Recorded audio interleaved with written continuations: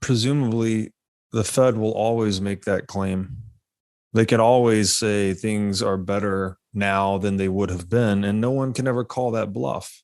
It's an unfalsifiable counterfactual, right? And Yeah. it's beautiful. It's, if you're thinking about what they actually do, it's a beautiful setup for them because they can just say, Do well, whatever they yeah, it want. might have been bad, but it would have been 1929 if we hadn't done anything. And you can't prove them wrong Right. because there's no way to. You can't. Well, no, but that's really their position. That's the position of monetary policy since December of 2008. Well, it Wow. would have been worse if we hadn't done anything. Therefore, we did a really good job. Wow. Incredible. What do you think? So you mentioned that, the media is not covering this narrative at all. What is the relationship between, I don't mainstream media? I don't think that term holds up anymore because so many people, at least, I mean, maybe I'm swimming in a different circle, but nobody believes in mainstream media. Like it's the biggest joke in the world. So my mainstream does not believe in that media at all. They think that it's like propagandized corporate press. What's the relationship between these false narratives the central bank's putting out and the media?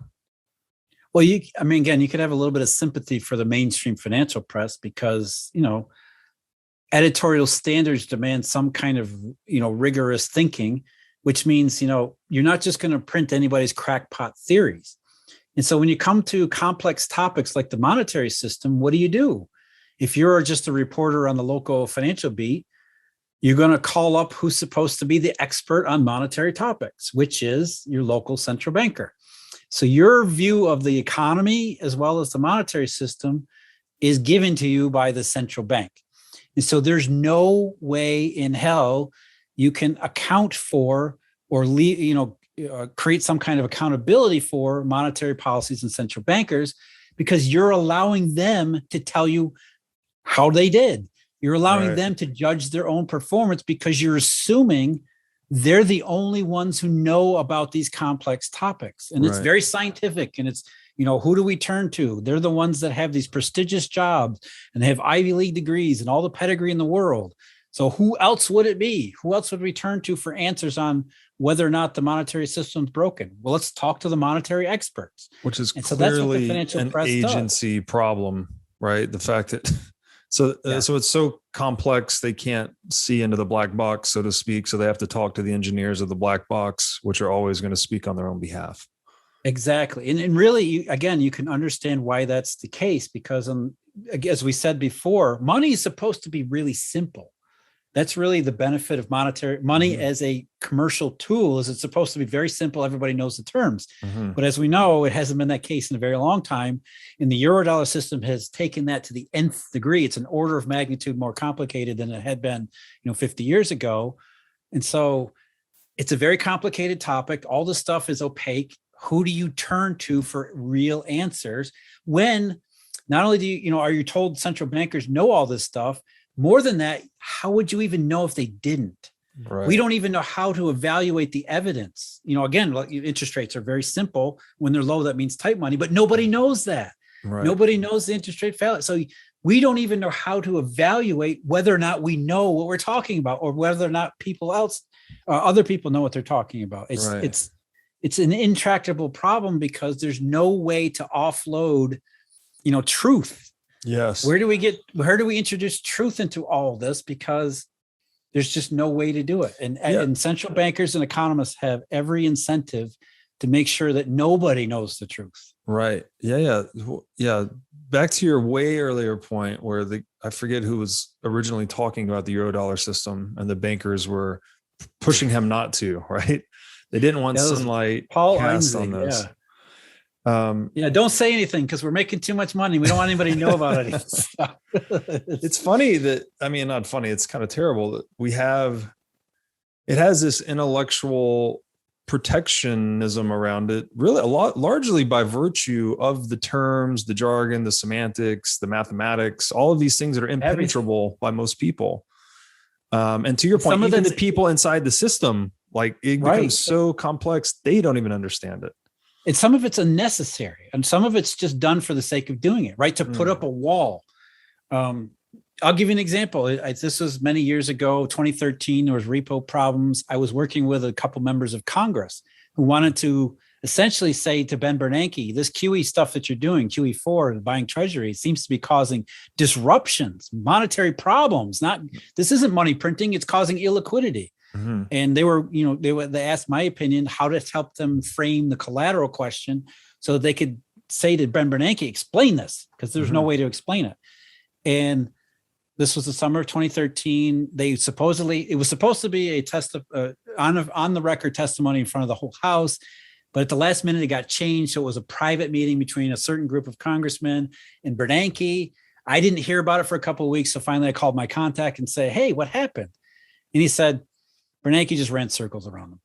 He just got into this complex mathematical topic about this, that, and the other thing, and they had no idea what he was saying, even though they could tell the stuff he was talking about was, he was sort of filibustering. Yeah. He was avoiding the question. He was hiding behind complexity when this was kind of really a simple issue.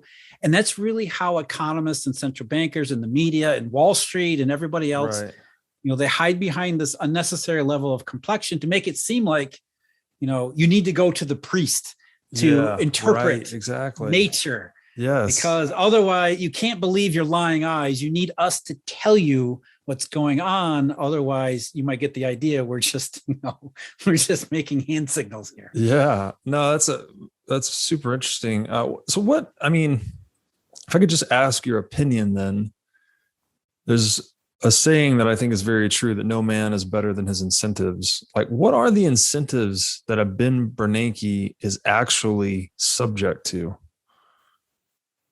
Well, that's the thing. He doesn't have any, there's no accountability there. Now, look, I don't believe Ben Bernanke is an evil guy. I don't think he's a stupid guy. In fact, I know people who know him. He's actually a very smart guy. He's a little bit arrogant. The problem is he's using an outdated, incomplete worldview. The guy actually wants to fix things. He doesn't, he's not, a lot of people say the Fed's just crashing the system for their Wall Street overlords and they're doing the bidding of, this evil cabal. That's not the case at all. The people that work at these central banks legitimately want to solve these problems. The problem is they don't know how. Right. In some ways, they don't even know they don't know how, and they don't really know what they're doing. And that's really the issue. And the problem with Bernanke, the lack of incentives, is that there's no way to introduce that accountability, right? Because again, his tenure was marked by the worst financial and economic circumstances since the Great Depression. Yet he's still considered to be a relatively successful, smart guy who got the job done and, jobs saved and all of that stuff, because there's no way for people to say, well, did he do a good job? How would we know? We don't really know. There's no way to account for. And so Ben Bernanke's thinking, I bet he has a lot of sleepless nights where he wonders, one of these days people are going to figure this out, that I screwed up bad. Yeah. I really think that he knows that at some point that reputation is good. But that's so far down the road. Yeah. It's not a form of accountability. It's not a negative incentive that would influence his behavior. And there's also, a huge amount of institutional inertia where, economists, they will defend their econometric models that are completely garbage and worthless to the end, like they're their own children. Yes. Because that's what, you're telling me my life's work is worthless. Right. Yes. Nobody wants to hear that. Nobody wants to hear. I've been working at the Fed for 20 years and you're telling me I'm responsible for all this misery. Yeah. No, there's no incentive to get people to be honest about all of these things, because they can plausibly hide behind complexity. They can plausibly hide behind, GDP's at records and it's not so bad. Yeah. Maybe things are going and all these other things. But the public is left completely ignorant in the dark about everything. Yeah. And has no way to connect all of these dots, which when you look at things correctly, these dots are really easy to connect. It's really easy to monetary insufficiency, depression, interest rates, all that stuff. It's not hard to connect, but there's no incentive to do that. Every incentive is about maintaining the status quo, right? Which is really what the Federal Reserve actually does. Monetary policy has no money in it. It's about maintaining the illusion that everything seems to be working fine. But when I look at the only chart you'll ever need, the thing is going exponentially off course. So that's a really, this is a deep and probably the most substantial problem in the world is that this incentive structure individually and collectively to preserve the status quo of this thing that's going exponentially off course. And this is, we're talking about managing, quote unquote, managing the most important tool for human beings, which is money. Right. And it's being driven off of a cliff effectively, but everyone's defending the drivers, including themselves. Yeah.